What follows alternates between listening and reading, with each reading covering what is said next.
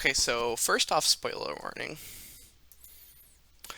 So today we're going to be talking about the Amphibia series finale because it was absolutely insane. Spoiler warning again, and spoiler warning again. If you do not want to be spoiled, leave this video. Okay, it was absolutely insane.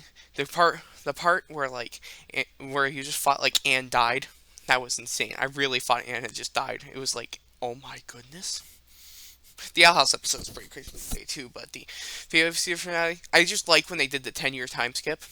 Also, I can't believe that Olivia and Union were actually a canon thing. That was crazy. I can't believe it. I feel, I wonder if that was added in because of the fan all the fan stuff that happened around that. They just kind of put it in the finale as a thing. But it's cool that it happened. Um, Also, like, I like that King Andreas just literally became like Thanos, where he's like an old farmer who has like one arm who's like out in the thing. That reminded me of Thanos so much. Except I guess the Avengers are coming for him, unless they are. Is Anne going to join the MCU, the next Marvel superhero you didn't know you need? Also, I like that Anne's literally just gonna become like God in like 70 years or something. That's just as funny. That's like, yes, Anne, you. I wonder if we're gonna see Anne in like any future things. Like, there's a 10-year time skip, so I wonder like when the outhouse takes place in reception to Amphibia.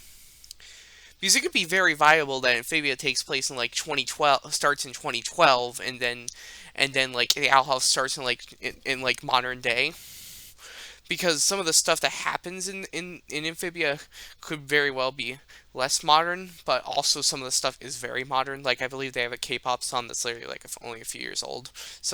But that could also just be passed off as it's a fictional universe, and they just happen to use that K-pop song.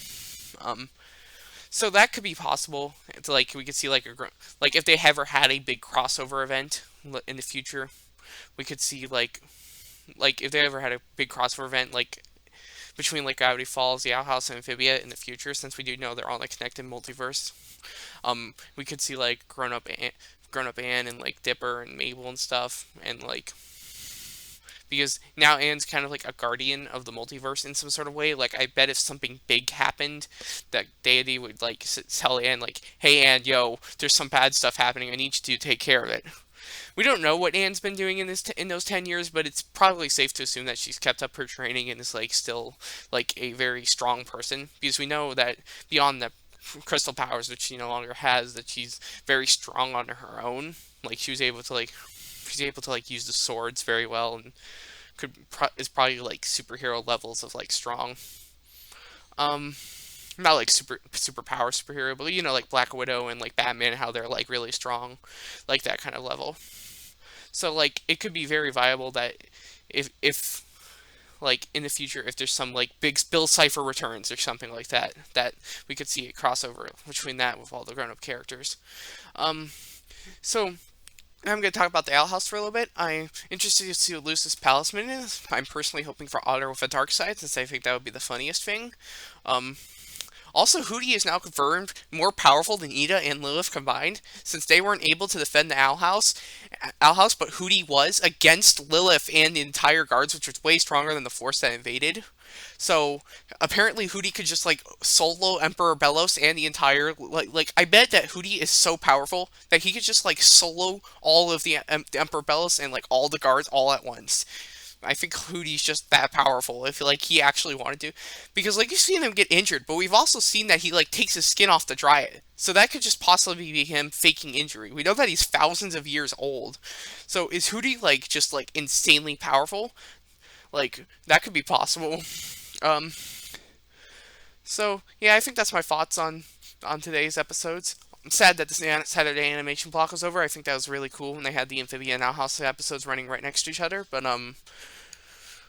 yeah, really good season finale. I liked it a lot. There's a lot of emotional scenes. I really liked the anime team up towards the beginning with when they all three got their powers. I wish we could have seen Sasha gain her powers a little earlier, but it was pretty good to see all that. Okay, thank you for watching and goodbye. I hope you enjoyed the Amphibia season finale. If you probably wouldn't have made it this far in this video if you didn't know what that is, since I gave spoiler warning at the beginning. But anyway, goodbye.